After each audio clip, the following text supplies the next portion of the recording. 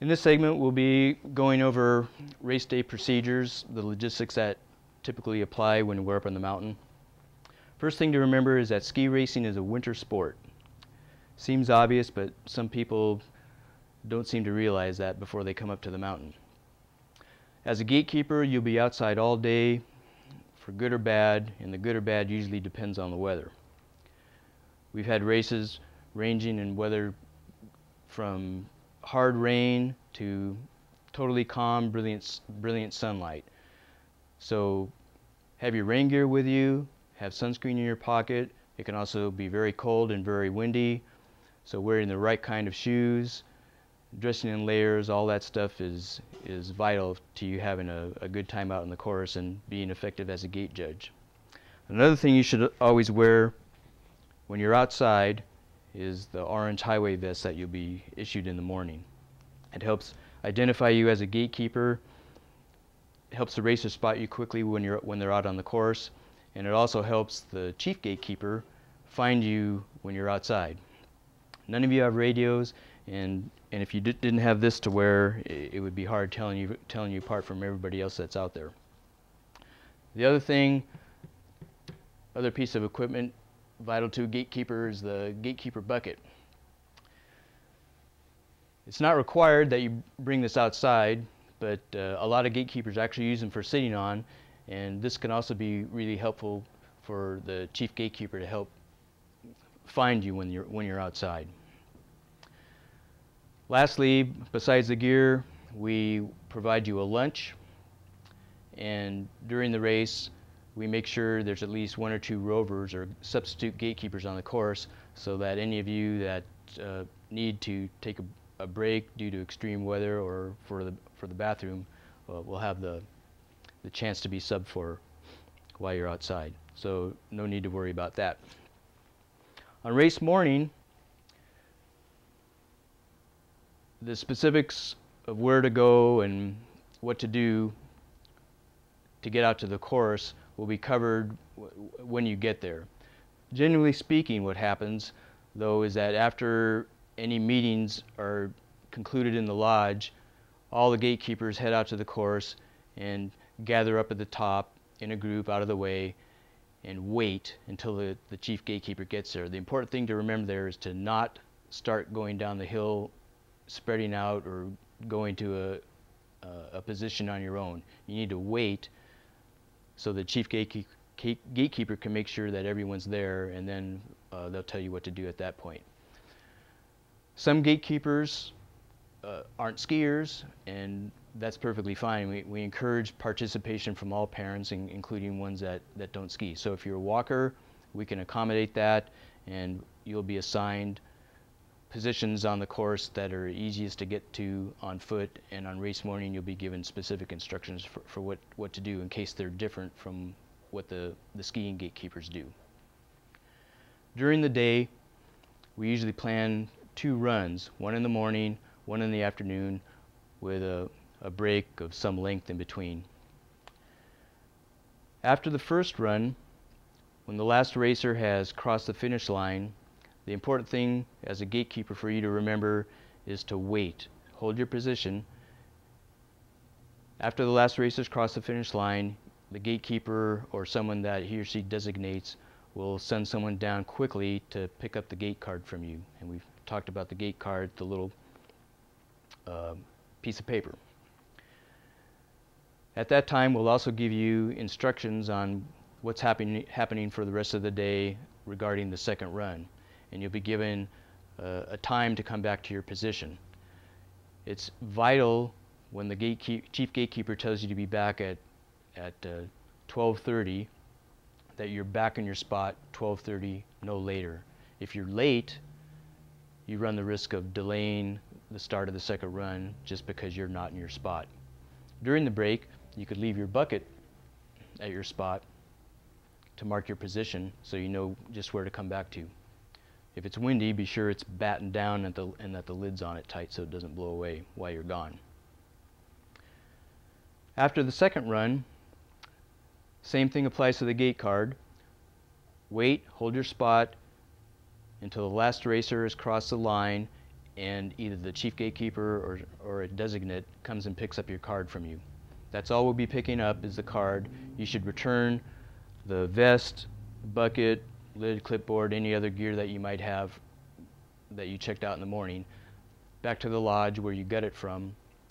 And when you do that, also ask for a post-race voucher. Most of the ski areas provide a voucher for either a full or partial lift ticket later on in the season as a show of support for high school ski racing. So be sure to ask for that. During the race, the chief gatekeeper will usually be going down the hill and passes and checking in with you to see how you're doing. If you have any disqualifications during the race, it's important to mention that to the chief gatekeeper and discuss it, see if there's any issues, any questions regarding it, to get those all resolved out in the hill. At the end of the day, if you end up with any disqualifications on either your Run 1 or Run 2 card, you should plan on staying after the race for some period of time unless you've been expressly dismissed by the chief gatekeeper or another official. The reason for that is that after the race, any racer who's had a disqualifying fault against them has the option, either the racer or the coach has the option of protesting your call. After the race, all of the calls, all of the faults get posted, and after posting, there's a 15-minute time window where these protests against calls can be made. If your call gets protested, they get resolved in a jury meeting held by the race officials. And it's a little bit like a regular court where evidence gets shown and a decision gets made based on that. So as someone who's made a fault or made a fault call against a racer, what will happen is that you'll be asked to stay after and possibly give your side of the story, and that helps decide whether the fault should be upheld or not. All right, one of the things that you'll be asked to do to the best of your ability as a gatekeeper is rudimentary course maintenance.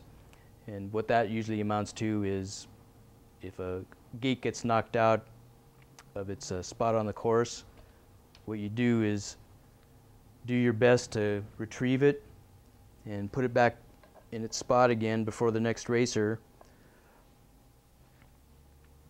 so that it's ready for the next racer when they come down the hill. Now when this happens, it's important to put the pole back in the original hole in the snow.